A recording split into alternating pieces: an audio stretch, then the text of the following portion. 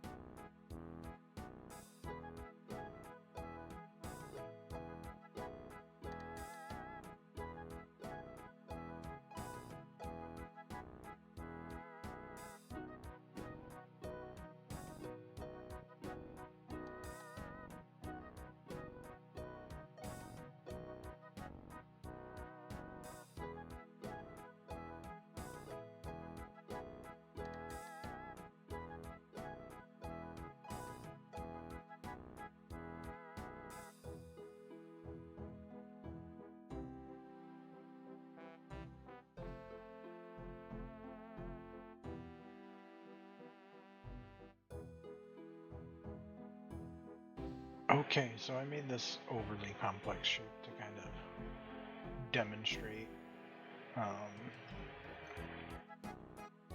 doing separate collisions for an object, because we don't need, at least I don't need all this detail on this little armchair. So what I'm gonna do is we'll just start by adding another cube, and I think I will shape the back first.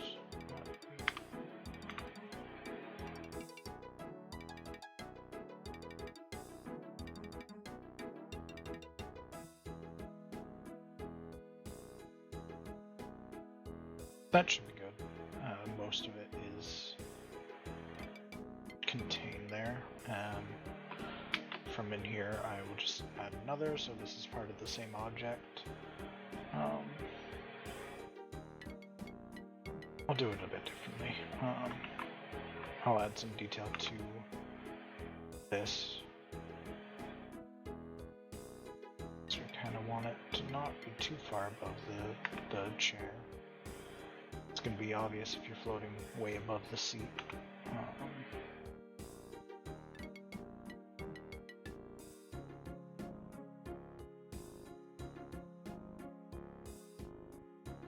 Maybe I will bring just this side down a little bit, since it does kind of have a little bit of a slope to it. And these are fine as they are. I mean, it's all what you need it for. If this chair is going to be just that, a chair. I don't actually personally need it to have like that close of detection. Like no one's gonna be like down here up in the crevice where that collision overflows. Like you're just gonna be standing maybe like on the seat itself.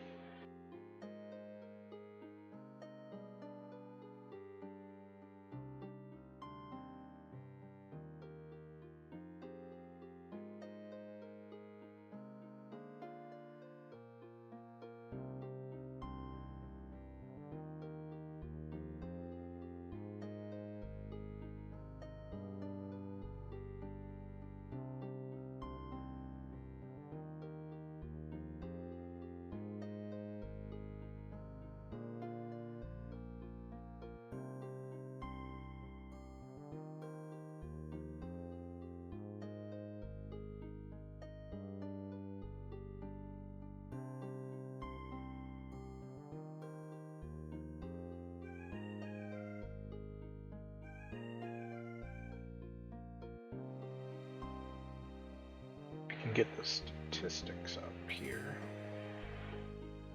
And I don't actually know if those are, you know, they have to be. That's a lot of faces versus that. Now we just have to name this chair dash coal only, and then hold shift to mesh when the gas keys turn off. No, it just doesn't want to show me holding shift. Okay. Shift, and then drag that onto there. And then we can just hide that, because we don't really need to see it. Or, wait, do we? I'll get back to you on that. But then just export this as you would any other model.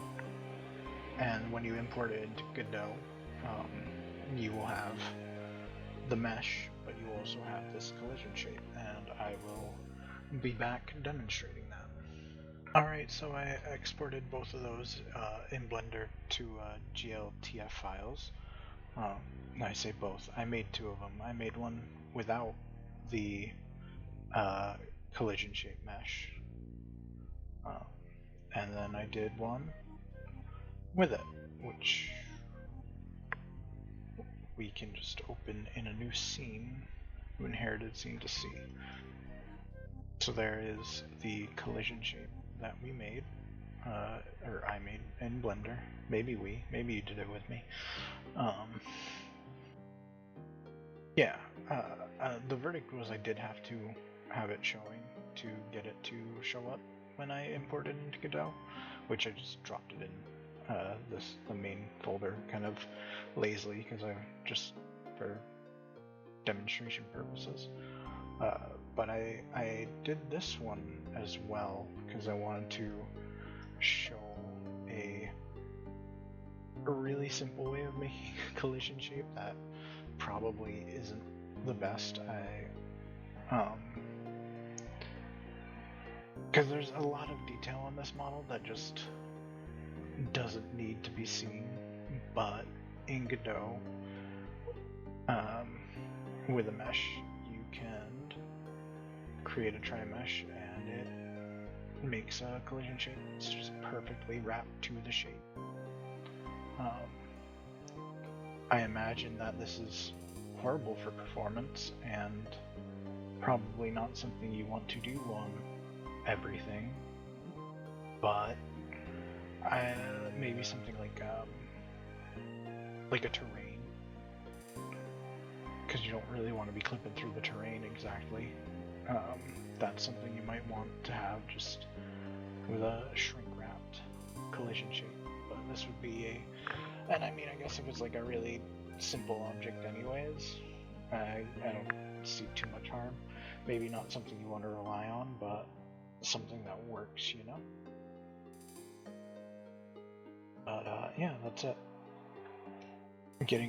That's how I did the full map collision shape for the little egg hunt game that I did. Hope that helps.